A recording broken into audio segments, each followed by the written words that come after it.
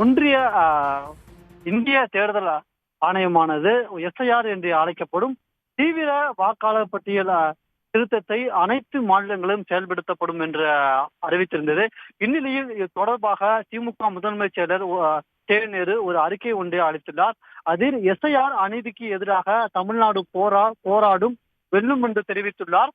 பாஜகவுக்கு எதிரான வாக்குகளை பறிப்பதே எஸ்ஐஆரின் நோக்கம் என்று தெரிவித்துள்ளார்.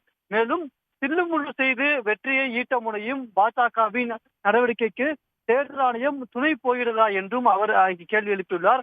மிகவும் குறிப்பாக கூற வேண்டும் என்றால், ஆட்சிகளை மாற்றுவது அமைப்பது ஜனநாயகத்தின் இறுதி எஜமானர்களான வாக்காளர்களின் உரிமை என்றும் அதனை தேர்தல் ஆணையம் கையில் எடுத்து ஒன்றிய அரசுக்கு ஆதரவாக செயல்படுவது ஜனநாயகத்தை குழி தோண்டி புதைப்பதற்கு சமம் என்றும் அந்த செயலை நிச்சயம் தமிழ்நாடு அனுமதிக்காது என்றும் கே நேரு தெரிவித்துள்ளார்.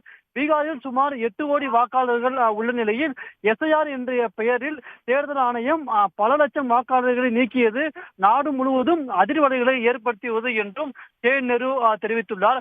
எனவே பீகாரில் கடைபிடிக்கப்பட்ட தில்லு முள்ளுகளைப் போல தமிழ்நாட்டிலும் செயல்படுத்த திட்டமிட்டிருக்கிறார் என்றும் கள ஆய்வு மேற்கொள்ளப்படாமலேயே நமது வாக்காளர்களை நீக்கவும் வெளி வாக்காளர்களை சேர்க்கவும் முயற்சிகள் நடக்கலாம் என்றும் தெரிவித்துள்ளார்.